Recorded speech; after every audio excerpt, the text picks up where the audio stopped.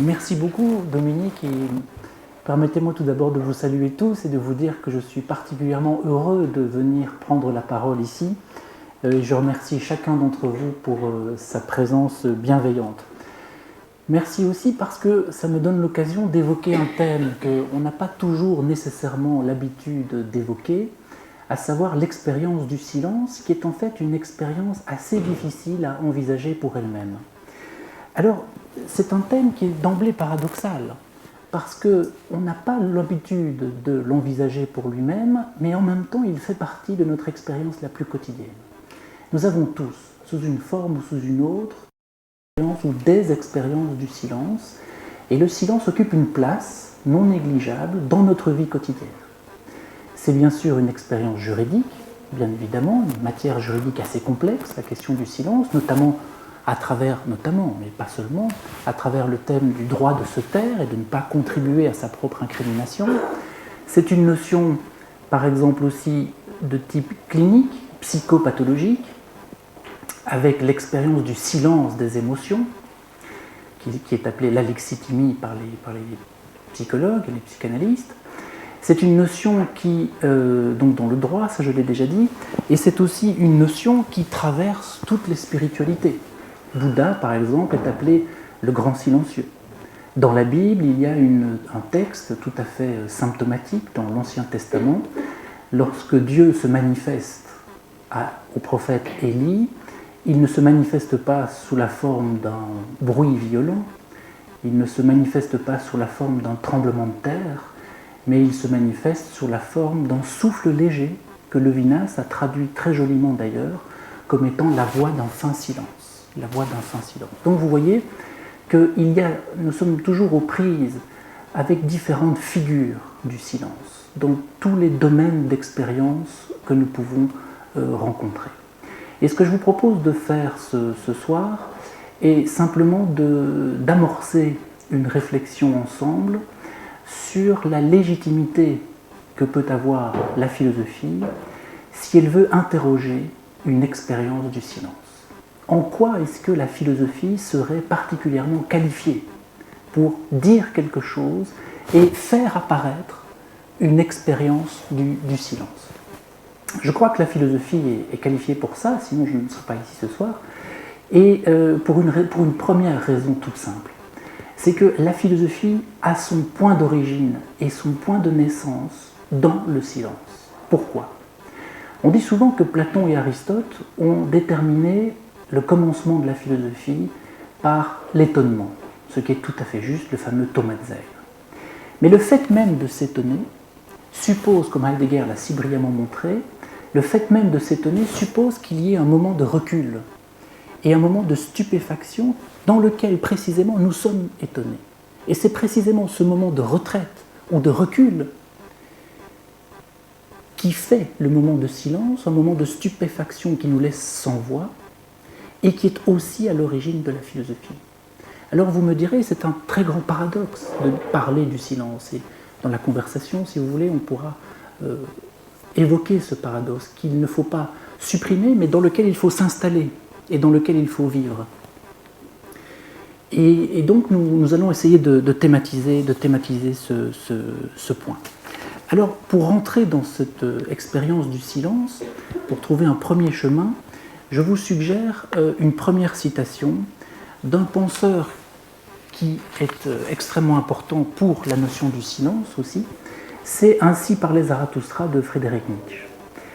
Zarathustra pour lequel le silence est une dimension tout à fait essentielle. Je lis avec vous cette petite phrase qui va nous permettre de nous introduire dans la problématique de ce soir. Liberté, mais toute la technologie fonctionne, quel bonheur. Liberté, c'est ce que vous hurlez le plus volontiers, tous tant que vous êtes.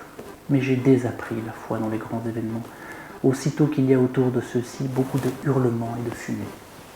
Et crois-moi, mon ami, un bruit d'enfer. Et puis cette phrase, les plus grands événements ne sont pas nos heures les plus bruyantes, mais nos heures les plus silencieuses. Alors, comment commencer à comprendre ceci ? On peut évoquer les choses cette citation, à mon avis, indique deux choses importantes. La première est qu'elle permet d'interroger et de nuancer la définition traditionnelle de l'être humain comme vivant parlant, que Aristote a déterminé l'être humain comme étant un être de parole, un être vivant parlant. Or, justement, il faut nuancer cette certaine interprétation d'Aristote. Pourquoi ? Eh bien parce que l'être humain ne vit pas que de parler. Il n'y a pas de coïncidence entre la vie humaine et le fait de parler. Alors Aristote, bien sûr, a déterminé l'être humain comme un vivant doué de parole. Que signifie ceci ? Cela signifie deux choses. La première, c'est que le langage, mais il faudrait évidemment automatiser tout ceci, c'est que le langage est précisément ce qui nous permet de nous rapporter à ce qui est. Autrement dit, il y a à travers le langage un pouvoir de manifestation. Quelque chose est montré à travers les mots que nous mettons sur cette chose. Et la deuxième chose que cela veut dire, c'est que toute interrogation sur l'homme présuppose le pouvoir de parler. C'est parce qu'il a ce pouvoir de parler qu'il peut aussi s'interroger sur le monde. Mais ce qui est très important ici de voir, c'est qu'à ce pouvoir de parler, ce pouvoir d'exprimer, Aristote va donner un nom. Il va l'appeler le logos. Et c'est très important de comprendre que le logos n'est pas réductible à notre capacité à produire du son. Il n'est pas réductible à notre capacité à produire des sons qui sont articulés les uns aux autres. Le logos, qu'est-ce que c'est ? C'est un terme bien sûr extrêmement compliqué. Mais qu'est-ce que c'est le logos ? Enfin, une des dimensions du logos, c'est précisément le pouvoir que nous avons de nous exprimer. Et à ce titre-là, nous sommes tous porteurs de logos, quelle que soit la qualité ou les difficultés de notre expression. Nous sommes tous des porteurs de logos.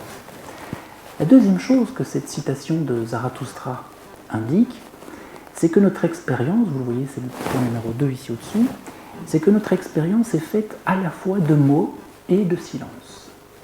Elle est faite de mots parce que nous avons besoin de mots, qu'ils soient signés ou prononcés. Nous avons besoin de mots pour communiquer les uns avec les autres. Et puis, grande définition platonicienne de la philosophie est un dialogue dialogue silencieux, que l'âme entretient avec elle-même. Donc nous avons besoin de mots pour nous dire aux autres, mais également pour nous dire à nous-mêmes. Alors, vous voyez que notre expérience est faite de mots, mais aussi notre expérience est faite de silence. Et qu'est-ce que ça peut vouloir dire, que notre expérience est faite de silence ? Eh bien, on pourrait s'introduire à cette question en disant trois choses. Premier élément, c'est que l'être humain, vous le voyez, est chercheur de silence. Il est souvent défini, l'être humain, par sa capacité de parole, mais il a aussi une capacité de silence. Certains sociologues n'hésitent pas à caractériser un des traits de la société dans laquelle nous nous trouvons par ceci, c'est que nous sommes dans une société qui est caractérisée par la perte de silence. Autrement dit, cette perte de silence serait aussi en même temps une perte de la qualité de notre écoute et une perte du sens même de la parole. Pourquoi y a-t-il perte ? Eh bien, il y a perte de silence parce que nous sommes assaillis. Et par quoi sommes-nous assaillis ? Nous sommes assaillis de mots, d'images, nous sommes assaillis de bruit, et l'être humain a justement une tendance, il peut lui arriver, d'avoir cette tendance à vouloir échapper à cette oppression qu'il reçoit et à cette masse d'informations auditives qu'il reçoit.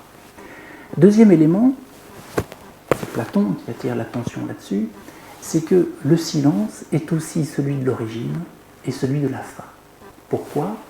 Eh bien parce que le silence, au fond, notre existence se déroule dans un intervalle entre deux silences. Celui de l'origine, justement, et celui de la fin. Pourquoi celui de l'origine ? Parce que, précisément, à l'origine, il y a l'infance, c'est-à-dire l'enfant, celui qui n'a pas encore appris à parler. Autrement dit, ça signifie quelque chose d'important, ça veut dire que l'homme vit bien avant de pouvoir parler. Premier élément, silence de l'origine. Deuxième élément, c'est le silence du mourant, c'est-à-dire de celui qui ne trouve plus la force de parler. de celui qui ne trouve plus la force de prononcer certaines paroles, et celui duquel va s'échapper le souffle, puisque le souffle, précisément, c'est ce qui caractérise l'âme pour Platon, c'est-à-dire la faculté que nous avons à nous régénérer par notre activité respiratoire. Eh bien, le soma, c'est le terme grec que les Grecs utilisent pour dire le cadavre. Et le souffle, la psyché, s'échappe du soma en ce sens.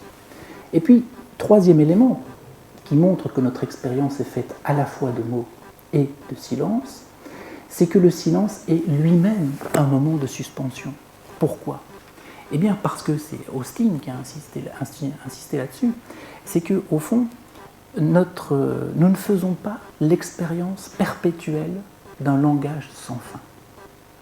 Ce qui signifie que la relation que nous avons à nous-mêmes, la relation que nous avons ici ensemble, la relation en général que nous avons au monde, c'est une relation aussi dans laquelle nous nous défaisons de la parole. C'est-à-dire que le rapport que nous avons les uns avec les autres et à nous-mêmes s'effectue aussi dans des moments de suspension de la parole, qui sont des moments de retraite, qui sont des moments d'abstention de la parole. Alors, ces moments de suspension peuvent prendre évidemment plusieurs formes. Une des formes est notamment la retenue de la parole parce que je ne souhaite pas parler ou des choses comme ça.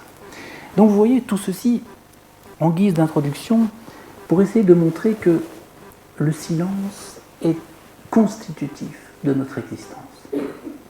Et à ce titre-là, ne faut-il pas s'étonner qu'Albert Camus, dans le mythe de Sisyphe par exemple, cherche à montrer que ce qui définit l'être humain est moins sa capacité à dire que la capacité qu'il a à se taire. Faut-il aussi s'étonner, par exemple, que Maeterlinck, et vous savez, dès que j'ai l'occasion de faire de la publicité pour des écrivains belges, je plonge sur cette opportunité-là, faut-il s'étonner, par exemple, si Maeterlinck définit le silence comme non pas un moment le reflet du sommeil ou le reflet de l'inexistence, mais le silence est l'élément dans lequel se forment de grandes choses. L'élément dans lequel se forment de grandes choses.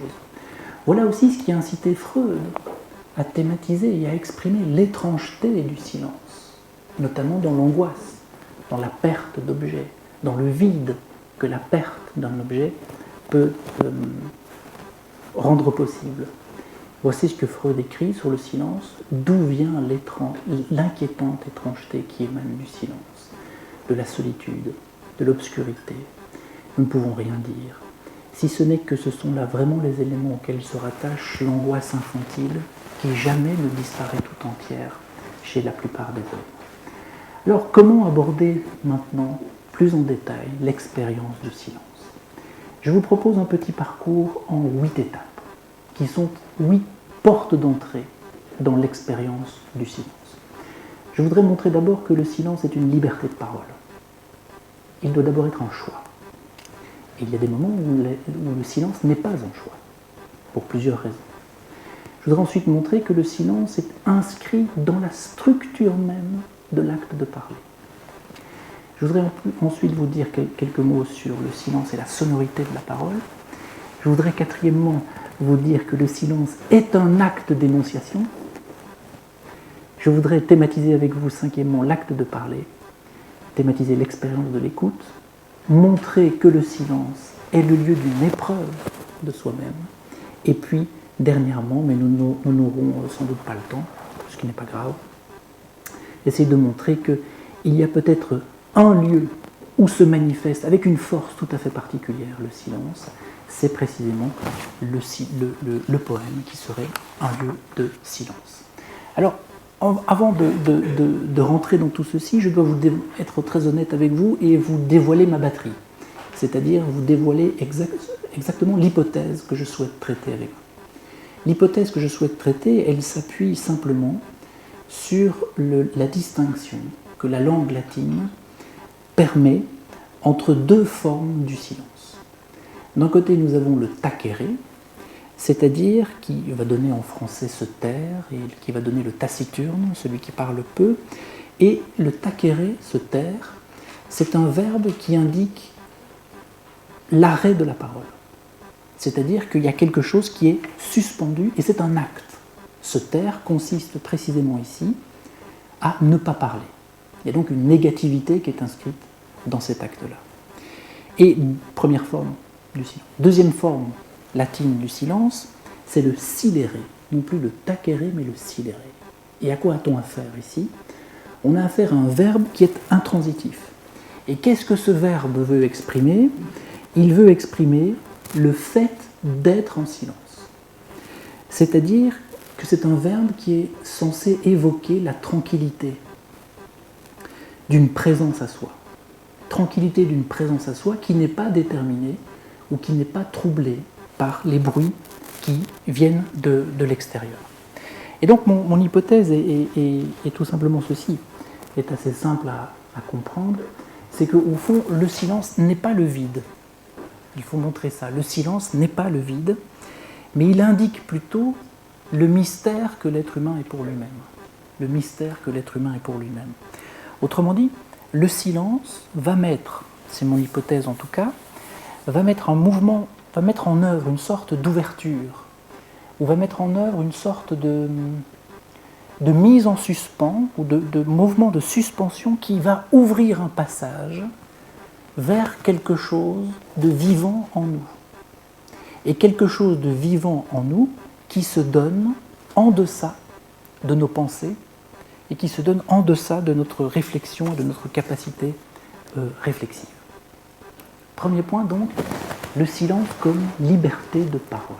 Le silence comme liberté de parole.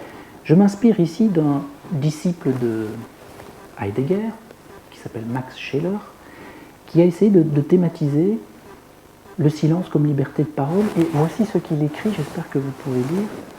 Les personnes peuvent en effet se taire, ne pas exprimer leurs pensées, silence qui ne doit pas être interprété comme une simple absence de parole. Ce silence équivaut au contraire à une attitude active qui ne comporte pas nécessairement une expression automatique corporelle, grâce à laquelle la personne est à même de soustraire son mode d'être, dans la mesure qu'elle juge convenable, à toute connaissance spontanée. Grande idée philosophique ici, bien sûr, c'est que le silence fait partie de la définition de la personne. Une personne est une personne dans la mesure où elle a cette capacité de se taire. Et donc, premier point. Et deuxième point, la personne est libre de se taire. Autrement dit, le silence est une possibilité, et pour reprendre les termes qui sont ici, le silence est une liberté de parole. Voilà pourquoi la liberté de penser est étroitement liée avec la liberté de se taire, et vous voyez que j'en reste ici, mais que la grande conséquence de tout ceci, c'est une pensée qui lie la liberté, le silence et le secret. Mais je ne rentre pas dans cette perspective-ci.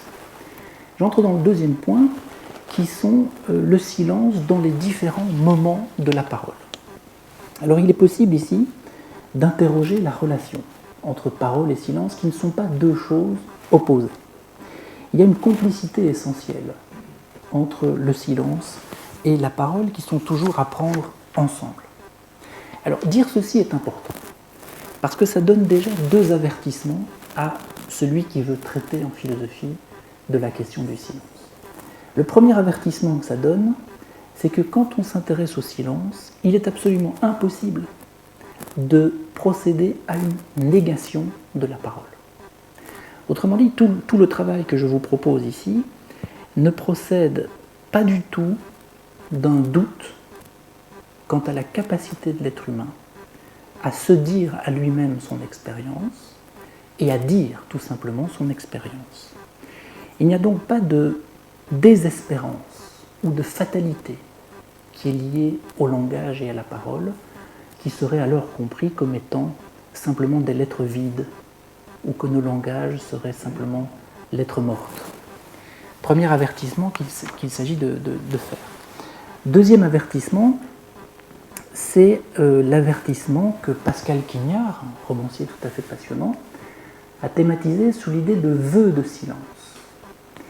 Et qu'est-ce qu'il essaye de faire dans cette idée de vœu de silence? Son livre s'appelle d'ailleurs Le vœu de silence.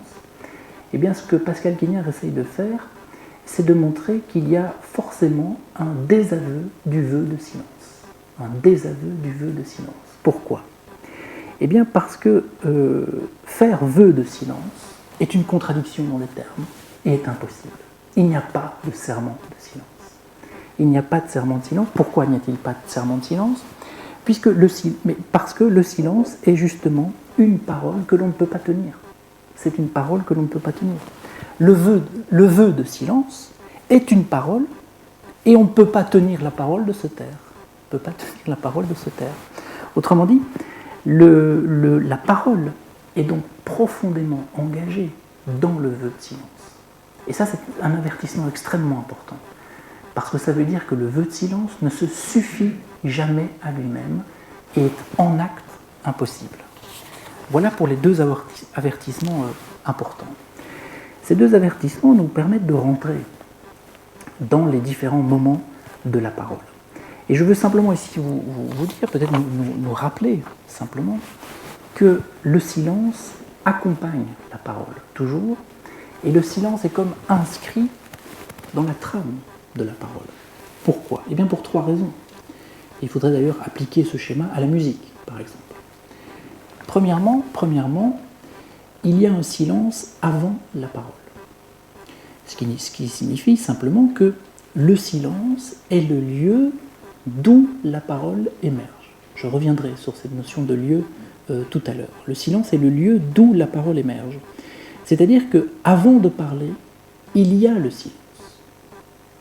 Et l'acte de parler procède d'une forme de sortie du silence. Et puis, deuxième élément, le silence est absolument essentiel à l'effectuation même de la parole. S'il n'y avait pas de silence, il n'y aurait pas, la preuve, d'effectuation de la parole. Pourquoi? Eh bien parce que le silence rend audible une parole.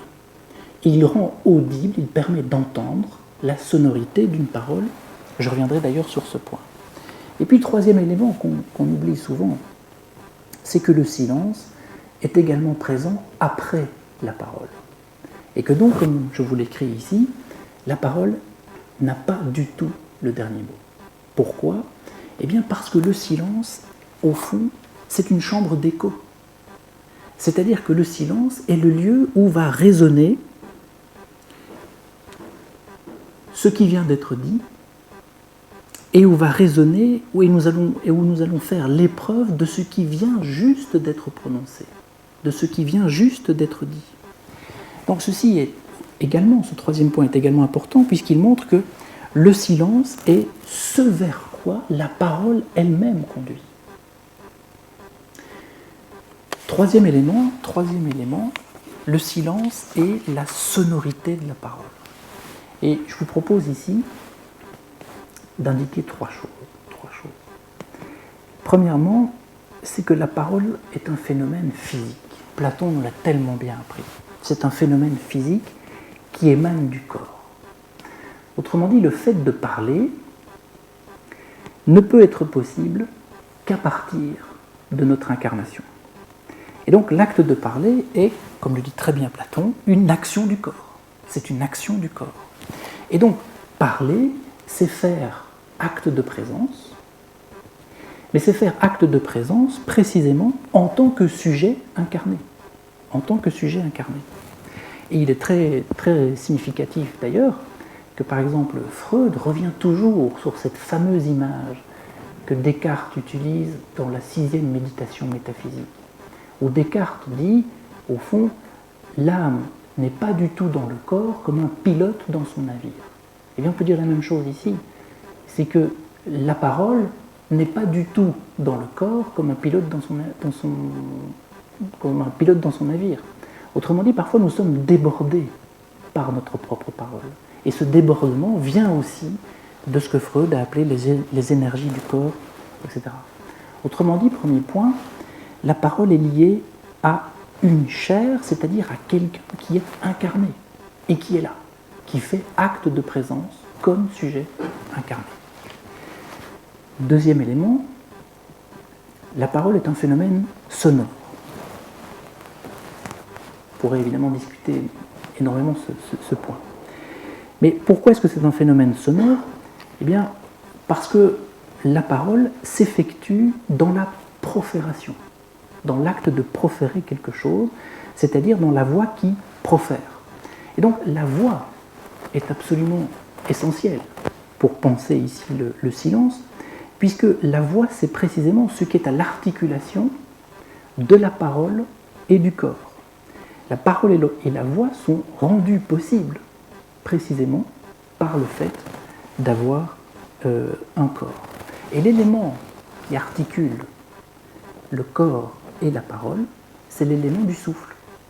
Et donc parler est en fait une manière de moduler le souffle. Une manière de moduler le souffle et donc une manière de respirer. Et donc, ici c'est très important, vous voyez, parce que ceux qui s'intéressent à la pensée de Derrida, dans La voix et le phénomène, il y a un passage qui est tout à fait révélateur sur la question du silence et la question de la voix. Et le silence est déterminé comme ce qui échappe toujours à la voix. Détermination extrêmement importante.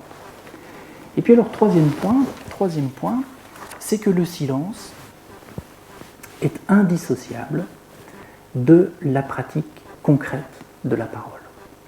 Pourquoi est-ce que c'est indissociable? Eh bien, tout simplement parce que le silence est une condition de sonorité de la langue, de sonorité de la parole. Autrement dit, une phrase ne peut être audible et fondamentalement, elle ne peut être compréhensible que parce qu'il y a des moments de silence. Sans silence, je ne pourrais pas dire. C'est-à-dire que tous les mots seraient collés les uns aux autres et il serait même extrêmement difficile de faire des phrases. Enfin, il serait impossible en fait. Tous les mots seraient collés les uns aux autres. Donc vous voyez que non seulement sans silence, je ne pourrais pas dire les choses, parce que je ne pourrais pas y reprendre, notamment ma respiration, mais sans le silence aussi, il est impossible de se faire comprendre. Parce que justement, tous les mots seraient collés les uns aux autres. Donc vous voyez que le silence rend possible ce que je me permettrais d'appeler la matérialité sonore de la parole. La matérialité sonore de la parole. Et puis, le silence permet de se réinvestir dans l'acte de respiration qui est fondamental évidemment dans la question de la parole.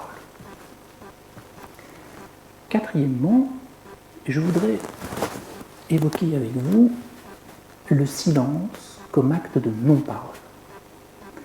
Et je vais utiliser ici une citation d'un linguiste qui s'appelle Pierre Van Heuvel, plutôt un théoricien de l'énonciation. Et Van Heuvel écrit ceci qui me semble tout à fait intéressant. Le silence peut être considéré comme une opération discursive, consciente ou inconsciente, se manifestant dans un texte et référant directement à l'énonciation. Concept problématique par excellence, ne possédant pas de support concret sur le plan linguistique, il sera pris ici dans le sens d'une non-réalisation d'un acte d'énonciation, une non-réalisation d'un acte d'énonciation qui pourrait ou devrait avoir lieu dans une situation donnée. Quelle est la grande idée ici de Van Heuvel? Elle est tout à fait intéressante. C'est que le silence est un acte d'énonciation à part entière. Il y a quelque chose qui est énoncé dans le silence. Et donc, le silence est bien un énoncé. Mais c'est un énoncé qui a cette particularité qui ne se concrétise pas dans un mot. Il ne se concrétise pas dans un mot et il s'exprime dans un vide textuel qui peut aussi être un vide oral, à savoir un blanc. Mais ce qui est important, c'est que le silence est bien un acte à part entière et qui, dans la citation proposée ici, est un acte qui relève d'un choix. Alors, ce choix, de nouveau, peut avoir plusieurs explications.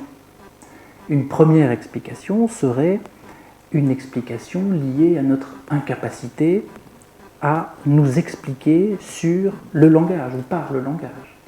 Autrement dit, c'est un choix parce qu'il y aurait une insuffisance du langage, ou une pensée de l'insuffisance du langage à s'expliquer et à dire la réalité. C'est un choix qui peut aussi être lié à la difficulté à dire.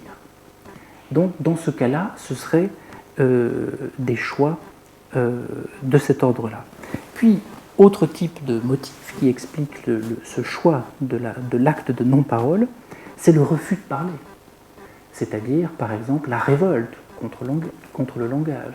Par exemple, l'année passée, nous avons tenu une journée ici à Namur sur l'œuvre de Benjamin Fondane, qui inspire notamment Camus, etc. Il peut y avoir une révolte fondamentale de l'être humain contre le langage. Et donc, puisque le silence est déterminé ici comme un acte de non-parole, il est extrêmement important de thématiser la structure même de l'acte de parler. Alors, comment procéder pour thématiser, au fond, et être confronté à cette grande idée, grande question philosophique, que veut dire parler pour un être humain? Et donc, comme je rappelle ce que je disais tout à l'heure en commençant, parler n'égale jamais prononcer quelque chose. Alors, je vais m'inspirer ici de Heidegger, qui essaye de faire une distinction entre le langage et la parole. Et Heidegger nous explique que le langage n'est pas un phénomène premier, et que le langage n'est pas donc un phénomène qui est originel. Pourquoi le langage n'est-il pas originel? Eh bien parce que le langage est lui-même fondé sur quelque chose de plus fondamental, c'est toujours comme ça chez Heidegger, et ce quelque chose de plus fondamental est en fait ce qui rend possible le langage. Le langage est donc fondé sur la Rede en allemand, mais peu importe ici les termes allemands, c'est-à-dire l'acte de parler, qui est à l'origine du langage. Et donc, à ce titre-là, le langage est un phénomène qui est dérivé et secondaire par rapport à cet acte de parler. Question, en quoi consiste la structure de l'acte de parler? Et ce n'est qu'en montrant ce qu'il en est de la structure de l'acte de parler que nous allons pouvoir thématiser le fait essentiel que le silence est une possibilité de l'acte de parler. C'est toujours ça qu'il faut montrer, que le silence doit être une possibilité de l'acte de parler. Alors, rapidement, je sais que les étudiants que je vois nombreux ici connaissent cette structure de l'acte de, pas tous, mais certains connaissent cette structure de l'acte de parler, et je suis convaincu que ça leur fera le plus grand bien de réentendre la structure heideggerienne de l'acte de parler. 4 éléments qui définissent la structure, on n'en a jamais fini avec Heidegger de toute façon. 4 éléments qui déterminent la structure de l'acte de parler. Premier élément, parler sûr. Tout parler est un parler sûr. Si je me trompe, mes amis étudiants, corrigez-moi, hein, d'accord, ou complétez quelque chose. Hein. Parler donc est parler sûr. Qu'est-ce que ça veut dire? Eh bien, au fond, c'est ce qu'on pourrait appeler un peu trivialement l'objet de l'acte de parler. Tout simplement, quand nous parlons de quelque chose. Autrement dit, parler, c'est d'abord parler de quelque chose, de ce à propos de quoi on parle. Je vous rassure tout de suite, je vais vous éviter les termes allemands, mais je ne les évite pas pour les étudiants, mais pour vous, je les évite pour vous. Donc la première caractéristique de l'acte de parler, c'est que quelque chose est visé dans l'acte de parler, et le fait d'en parler rend visible ce dont nous parlons. Donc il y a toujours cette même idée qu'un pouvoir de manifestation, de monstration, si on veut un terme un peu barbare, un pouvoir de monstration qui est lié à l'acte de parler. Deuxième élément, c'est que tout parler est un parler et accent en tant que tel. Qu'est-ce que ça veut dire? Eh bien, ça veut dire que l'acte de parler est composé d'un parler et accent comme tel. C'est-à-dire, au fond, que tout acte de parler dit effectivement quelque chose. C'est le parler ou le dit, DIT, c'est le parler ou le dit en tant que tel. Si vous me permettez une petite simplification ici, c'est ce qui est proféré en tant que tel, ce qui est dit comme tel. Troisième élément, c'est que tout parler est parlé avec. Et ici, on pose le problème de l'acte de parler en tant que communication ou en tant qu'expérience de partage. La communication est une caractéristique de l'acte de parler. Comment comprendre ça? Il ne faut pas comprendre, c'est ça qui est intéressant sur ce point-là chez Heidegger, c'est qu'il ne faut pas comprendre le fait de parler ou de communiquer par cet acte qui consiste au fond à exprimer par un signe extérieur quelque chose que j'ai à l'intérieur de moi. Ce n'est pas ça communiquer, ce n'est pas ça s'exprimer. Qu'est-ce que c'est l'acte de parler compris en tant que communication? C'est une expérience de partage. C'est-à-dire que parler est en tant que tel une expérience de communication et de partage. Et qu'est-ce qui est partagé? Deux choses. Ce qui est partagé, c'est le dit en tant que tel. Nous partageons le dit en tant que tel, c'est-à-dire le deuxième point, le parler. Et nous partageons, deuxième point, ce dont nous parlons. Ce dont nous parlons. L'objet même qui est visé par notre langage. Et c'est précisément cela que nous partageons. Parce que quand nous parlons, là, maintenant je parle, je ne m'adresse pas à votre pouvoir de comprendre. Je ne m'adresse pas à votre intelligence. Je ne m'adresse pas à tout ça. Je m'adresse à d'autres êtres vivants qui eux aussi ont l'expérience du silence et qui eux aussi ont cette volonté de chercher à exprimer la condition humaine et l'expérience qu'ils font d'être des humains. Vous voyez? C'est à d'autres vivants que nous nous adressons quand nous parlons. Quatrième élément,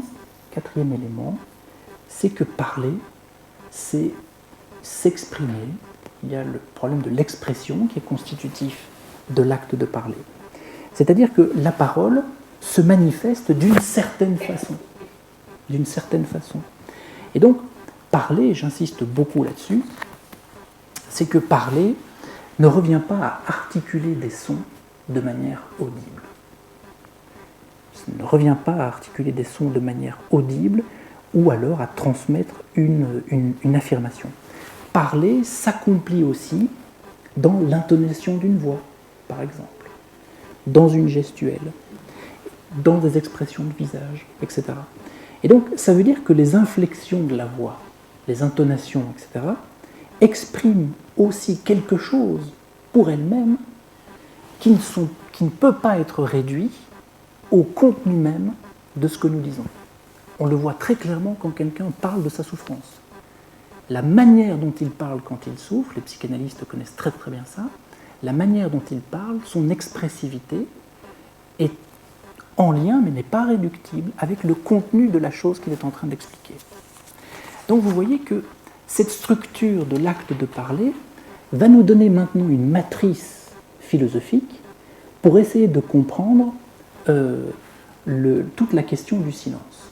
Et la première chose que cette matrice va nous donner, c'est de comprendre les deux dimensions qui constituent cet acte que nous faisons tous, de prendre la parole. Que signifie en philosophie prendre la parole? Deux choses ici, enfin, ça signifie beaucoup de choses, mais en tout cas on peut relever ici deux choses. La première chose, c'est que prendre la parole engage une affirmation de soi.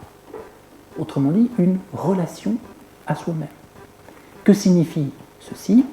Eh bien cela signifie que prendre la parole engage une affirmation de soi dans le fait que le sujet prenne de manière effective la parole.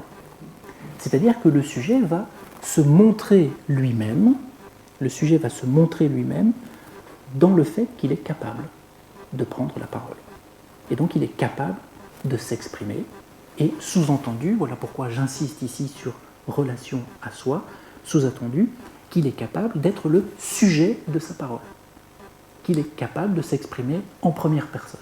Donc, premier élément de l'acte de prendre la parole, la relation à soi. Deuxième élément, c'est que le fait de prendre la parole s'accomplit aussi et engage une relation à l'autre. Et cela engage une relation à l'autre pour deux raisons. La première, c'est que, effectivement, la parole, je la prends. Et donc, dans le meilleur des cas, ce n'est pas l'autre qui parle quand je prends la parole, dans le meilleur des cas. Deuxièmement, c'est que parler me met face à l'autre. Et donc, je m'adresse à l'autre quand je parle et j'attends de l'autre une sorte d'écoute. Donc, ce point est très important, parce que cela signifie que la parole ou l'acte de parler est toujours à thématiser dans la relation avec une écoute.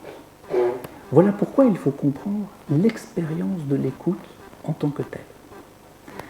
Sixième et avant-dernier point. Comment comprendre cette expérience de l'écoute? Vous allez me dire, mais c'est peut-être étonnant d'envisager la question de l'écoute dans le cadre d'une intervention de philosophie. Eh bien non, parce que la question de l'écoute est constitutive, ou plutôt je dirais même la pratique de l'écoute. La pratique de l'écoute est constitutive de la philosophie.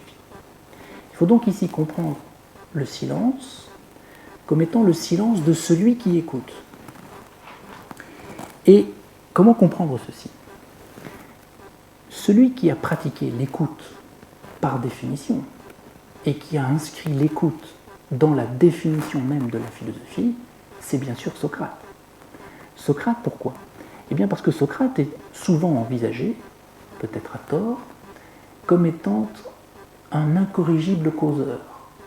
C'est-à-dire que Socrate est celui qui va se ruer sur les passants dans la rue, sur les possibles interlocuteurs qu'il peut avoir, et il va aller les interpeller pour essayer avec eux de définir les choses, et il va tenter avec eux d'approcher et de remettre en question les conceptions qu'ils ont ancrées. Et donc on pourrait se dire, si on fait une interprétation de ce type de Socrate, que la philosophie et la figure du philosophe est la figure du briseur de silence. C'est-à-dire que la philosophie serait alors la discipline par excellence dans laquelle le silence est brisé. Eh bien, pas du tout. Pourquoi? Eh bien, parce que le silence est constitutif de l'attitude de Socrate. Socrate est Socrate parce que précisément il peut garder le silence. Il est capable de se taire et de garder le silence. Donc vous voyez que ici, le silence n'est pas synonyme avec Socrate de solitude.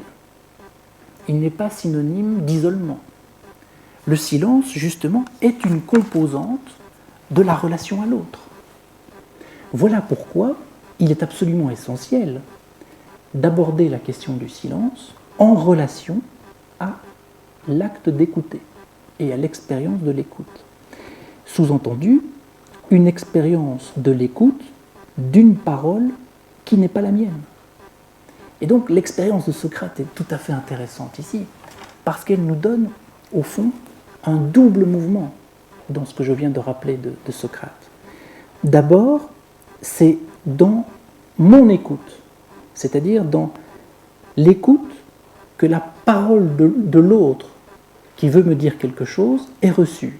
Premier mouvement. Et puis, deuxième mouvement, qu'on oublie souvent, mais qui est très très important, c'est dans l'écoute de l'autre, dans l'écoute, si vous voulez, que je fais de l'autre, que ma parole est aussi reçue. C'est-à-dire que l'écoute de l'autre va me donner, à moi aussi, la possibilité pour moi de me donner dans la parole. C'est parce que l'autre m'écoute qu'il libère la possibilité pour moi de me dire et donc de m'adresser à quelqu'un. Donc vous voyez ici, on a une nouvelle dimension de l'expérience du silence que nous n'avons pas encore abordée, qui est que le silence est une expérience lui-même de partage. et une expérience d'échange du sens. Alors comment comprendre ça? Comment comprendre ça? Il y a une citation de Heidegger que les étudiants adorent, tirée de Être étant. Même dans une écoute expresse du parler d'autrui, ce que nous comprenons d'abord, c'est le dit, ou plus exactement, nous sommes d'entrée de jeu déjà avec autrui auprès de l'étang dont il est question. En revanche, nous n'entendons d'abord rien de tel que l'exprimer de l'ébruitement. C'est du Heidegger. Même lorsque le parler d'autrui est peu clair, même lorsque sa langue nous est étrangère, nous entendons d'abord des mots inintelligibles et non pas une multiplicité de data sonores. Petit commentaire qui, à mon avis, sera le bienvenu. Que signifie cette citation? Eh bien, cette citation pose une question radicale. Quelle est-elle, cette question? C'est que écouter, cette question c'est que signifie écouter? Réponse de Heidegger, écouter n'est pas du tout un phénomène de type acoustique. Et donc, écouter n'est pas du tout un acte qui est orienté vers de l'ébruitement, qui est orienté vers du bruit. Alors expliquons-nous surtout ceci. La thèse de Heidegger, pour autant que je puisse un peu la comprendre, c'est que, au fond, lorsque nous sommes en présence de son, nous n'entendons pas d'abord des sons. Qu'est-ce que nous entendons d'abord? Nous entendons d'abord le sens du son. Le sens du son. Autrement dit, quand j'entends, je cherche spontanément. Ce qui est important, c'est la dimension de spontanéité.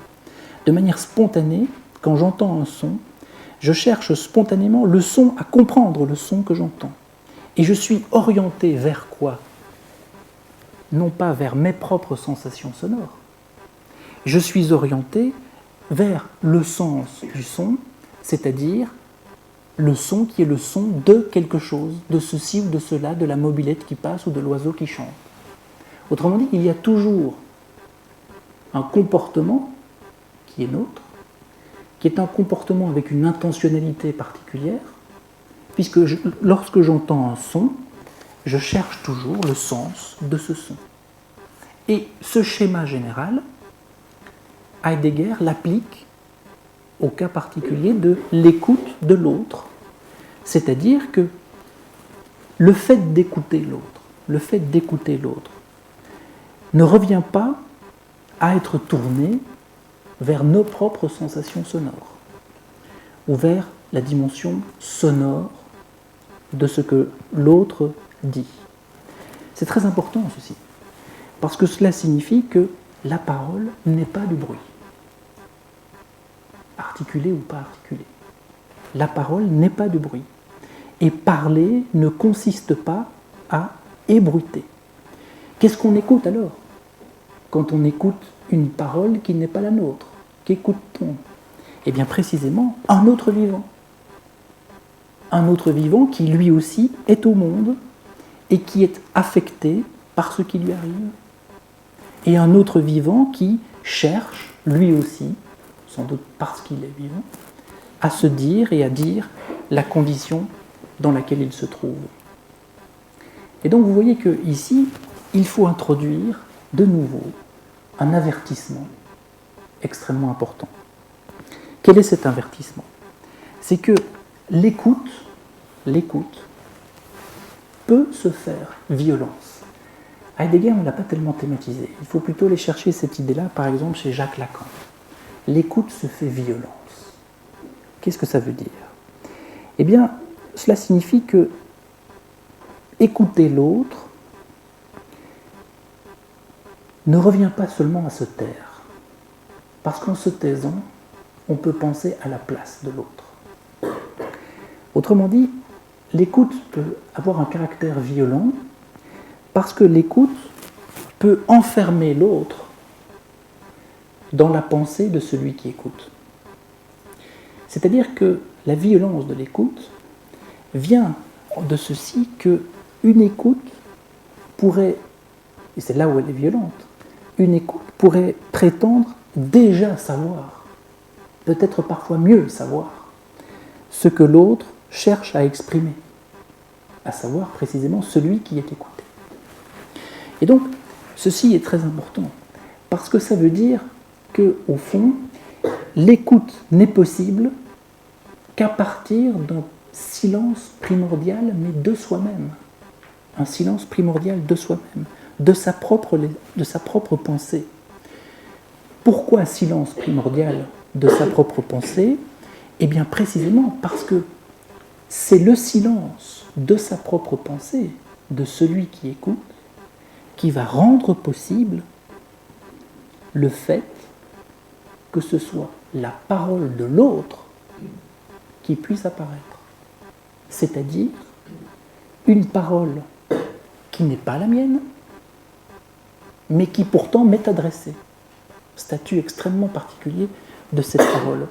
Et donc voilà, ce point est aussi très très important, puisque écouter, je reprends cette expression de Jankélévitch, écouter, c'est toujours écouter, elle vient de Jankélévitch, pas de Levinas. Écouter, c'est toujours écouter une voix qui vient d'ailleurs. Une voix qui vient d'ailleurs. Et c'est exactement ce que Heidegger continue à thématiser ici, toujours dans un paragraphe de Être et Temps. Je lis juste les premières lignes avec vous. Celui qui fait silence dans l'être l'un avec l'autre peut donner plus véritablement à comprendre, autrement dit, mieux configurer la compréhension, que celui qui ne se défait jamais de la parole. Une abondance de paroles sur quelque chose ne donne jamais la moindre garantie que la compréhension s'en trouvera accrue. Au contraire, et j'insiste beaucoup sur cette phrase-ci, au contraire, la discussion intarissable recouvre le compris et porte à la clarté apparente, c'est-à-dire à l'incompréhensibilité du trivial. En revanche, faire silence ne veut pas dire être muet. Je n'aborde pas ce point, sauf si vous le souhaitez dans la discussion. Voilà pour l'expérience de l'écoute. Tout ceci nous conduit à une autre dimension, septième et avant-dernière dimension de cette intervention sur le silence. C'est que le silence est en fait une épreuve, au sens étymologique. Autrement dit, le silence peut être un risque qu'il faut comprendre en tant que tel.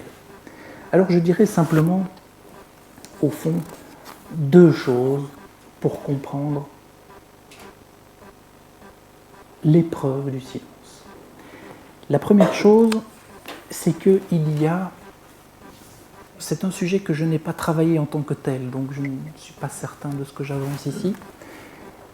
Il y a un effet narcotique du bruit.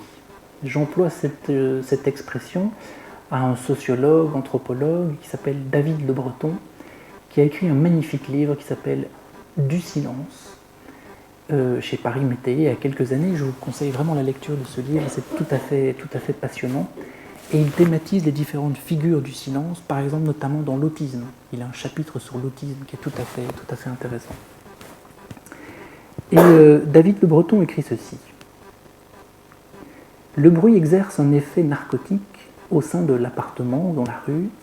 Il rassure sur la permanence du monde. La perception des bruits est une garantie d'existence et de routine, à l'inverse du silence. Le bruit donne un signal tangible de la permanence des autres près de soi.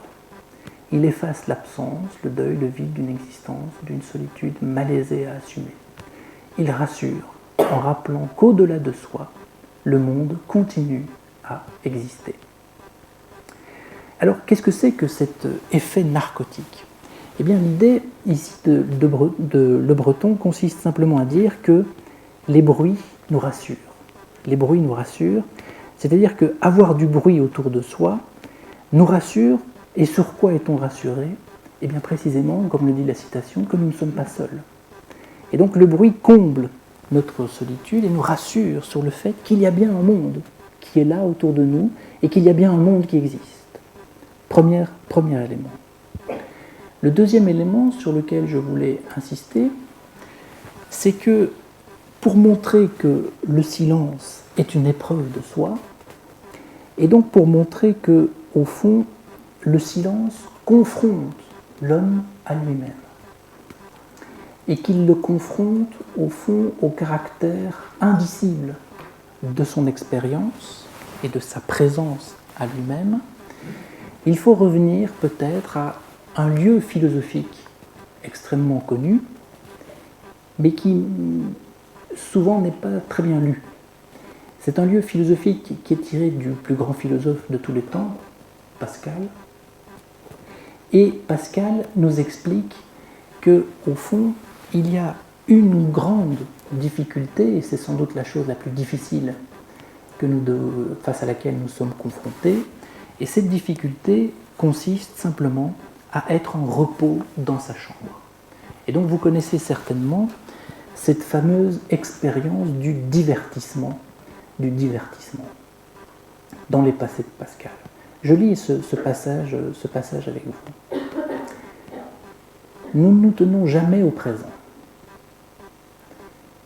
Nous anticipons l'avenir comme trop lent à venir, comme pour hâter son cours.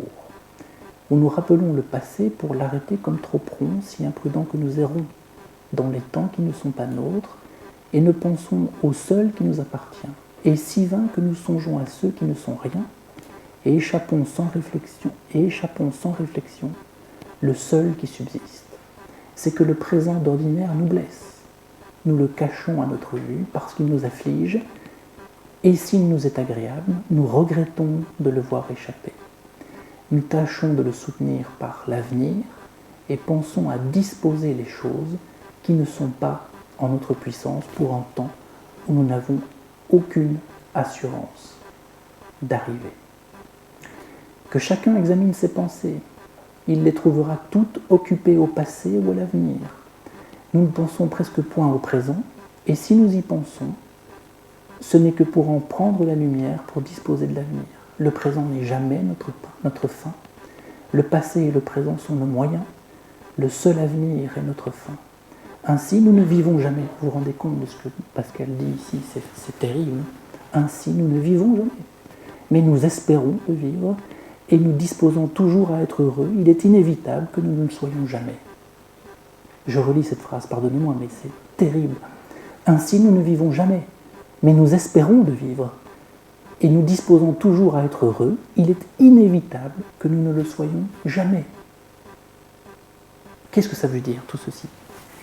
Eh bien, cela veut dire qu'au fond, et c'est comme ça que je vais interpréter les choses, la difficulté que nous avons à faire silence, je vous propose de l'interpréter comme étant une difficulté que nous avons à vivre au présent.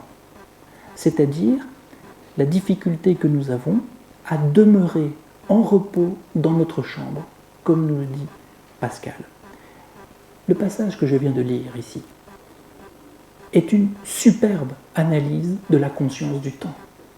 Une analyse très profonde de la conscience du temps.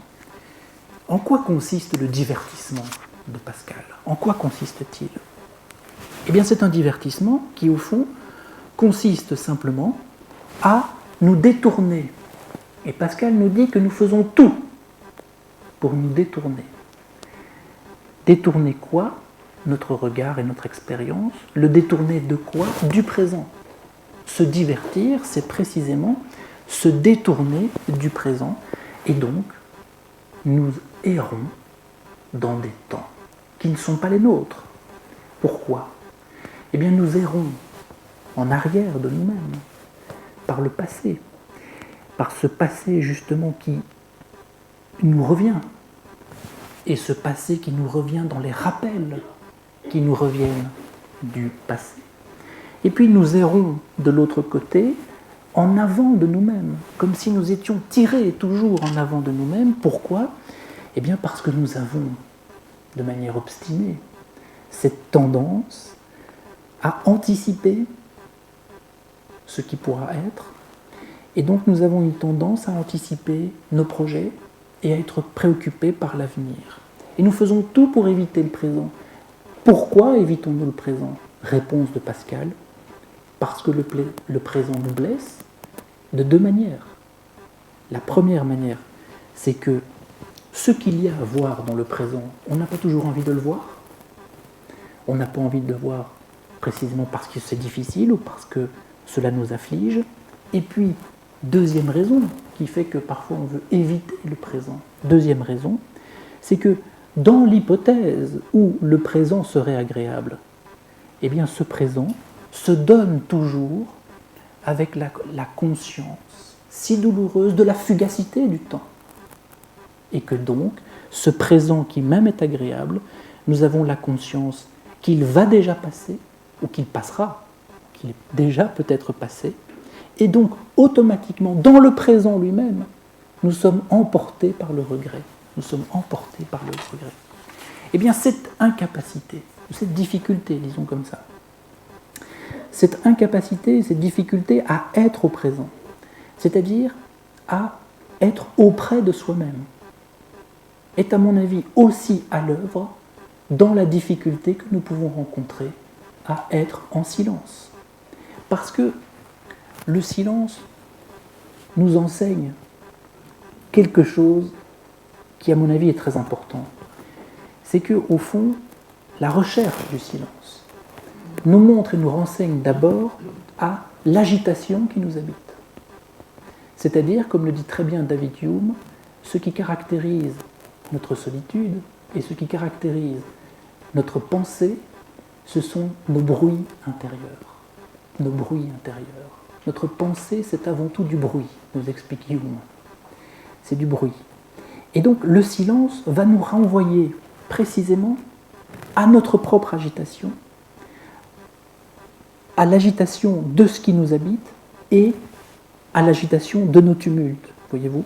Et c'est au moment où nous cherchons à faire silence que précisément nous sommes assaillis par les pensées et nous sommes assaillis par les images les plus diverses. Voilà pourquoi l'expression que nous entendons souvent, faire silence, cette expression-là est profondément ambiguë. Pourquoi est-elle ambiguë? Eh bien parce que d'un côté, et je crois que c'est très important de le dire, l'expression faire silence ne veut rien dire. Pourquoi ne veut-elle rien dire? Eh bien parce qu'il est impossible, au fond, d'avoir une maîtrise du silence. On ne peut pas contrôler le silence.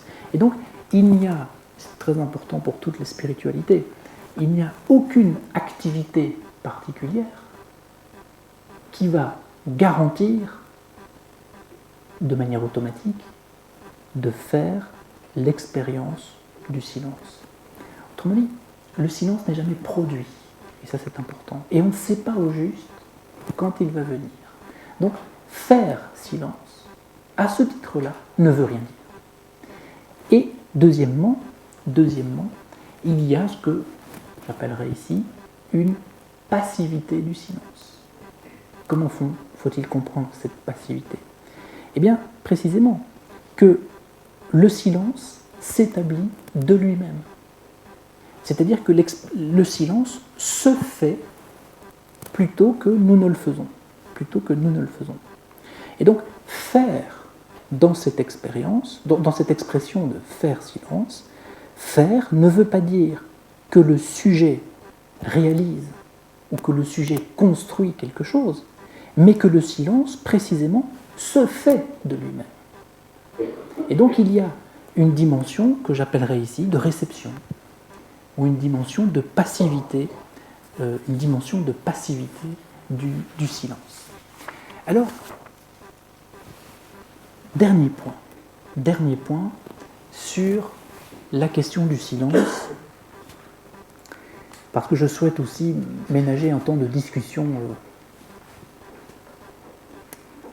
entre nous.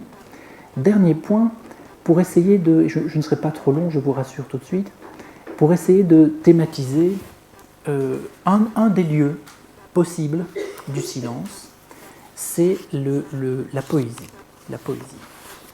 Alors, la première chose qu'on pourrait dire, c'est que, au fond, l'activité artistique est une activité tout à fait particulière, et c'est une activité qui est importante pour nous parce qu'elle a, comme l'explique Heidegger, elle a une fonction de révélation qui est tout à fait importante. C'est-à-dire que l'œuvre d'art révèle la condition dans laquelle nous nous trouvons. Voilà pourquoi il y a un pouvoir ontologique de l'œuvre d'art. C'est-à-dire que dans l'activité artistique va s'exprimer le fait d'être et l'art est le lieu précisément dans lequel peut se manifester notre condition. Parmi tous les arts, j'en ai choisi un pour en discuter de tout ceci, qui est la poésie. Et je rappelle simplement deux petites choses. C'est d'abord qu'un poème n'est pas une chose, il faudrait des grands développements pour montrer tout ceci, mais c'est extrêmement important, mais je ne rentre pas dans ce point-là. Deuxièmement, le poème n'est pas non plus un instrument. Autrement dit, ce qui caractérise par exemple un instrument, c'est l'utilité qu'il peut avoir. Eh bien, le poème n'est pas défini à proprement parler par son utilité ou la fonction qu'il peut remplir. Qu'est-ce qui caractérise alors la poésie ou l'acte poétique? Je vous propose ici une thématisation à partir de Heidegger, mais que j'interprète de manière personnelle pour essayer de clarifier certaines intuitions. Donc le poème a donc un autre statut que celui de l'objet et un autre statut que celui d'un instrument. Alors, comment comprendre la singularité d'une parole qui est poétique? Eh bien, l'idée qu'on pourrait essayer de travailler, c'est celle-ci. C'est que le poème est une œuvre, d'accord ? C'est une œuvre qui porte en elle son propre monde. Ce qui signifie donc que le poème va apporter quelque chose de nouveau par rapport à ce qui est. Je m'explique sur ce point-ci. C'est que le poème est constitutivement travaillé de l'intérieur par une tension essentielle ou par un paradoxe. Et il ne s'agit pas d'éviter ce paradoxe, mais il s'agit de vivre à l'intérieur de ce paradoxe et de rentrer dans l'épaisseur de ce paradoxe. Paradoxe entre deux dimensions, ce que j'appellerais ici l'ouverture du poème et la retenue du poème. Pourquoi y a-t-il ouverture du poème? Eh bien parce que l'œuvre d'art ouvre un monde. Elle a la capacité d'ouvrir un monde.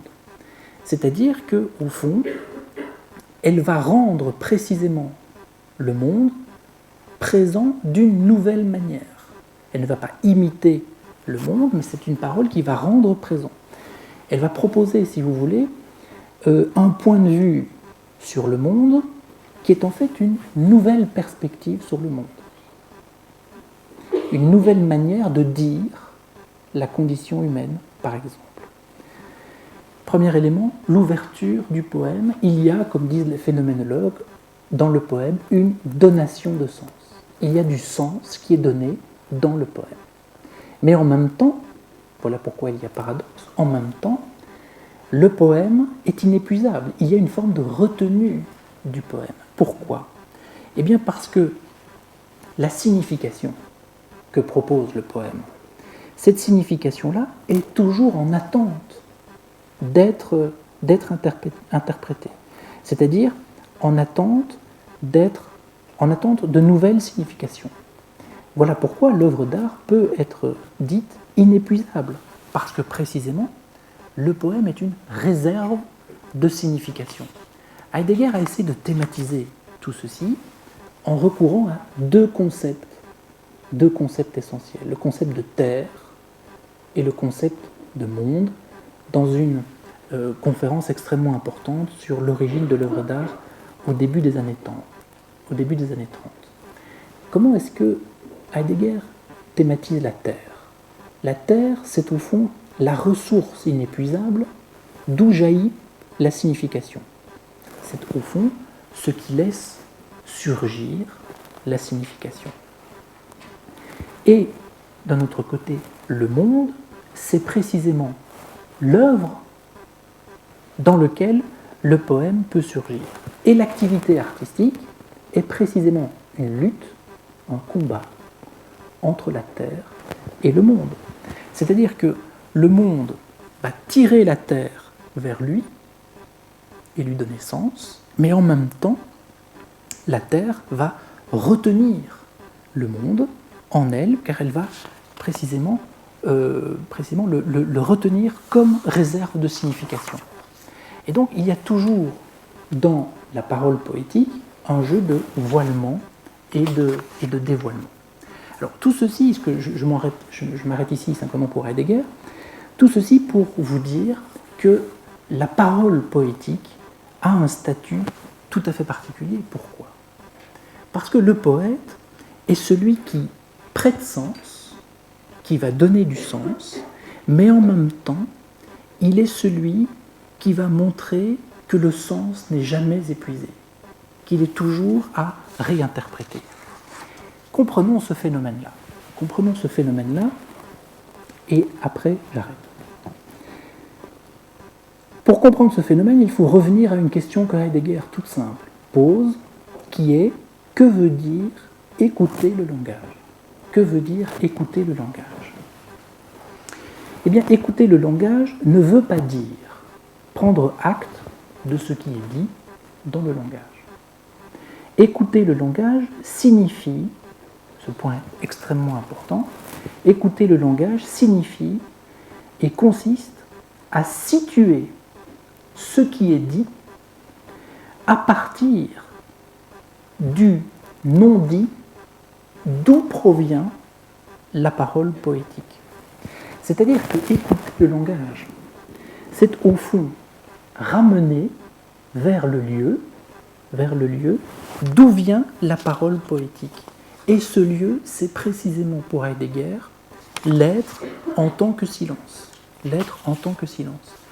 Voilà pourquoi il y a un paradoxe de la situation du poète que Heidegger va essayer de thématiser. Pourquoi y a-t-il paradoxe ? Eh bien parce que d'un côté, le poète fait l'expérience de l'insuffisance du langage.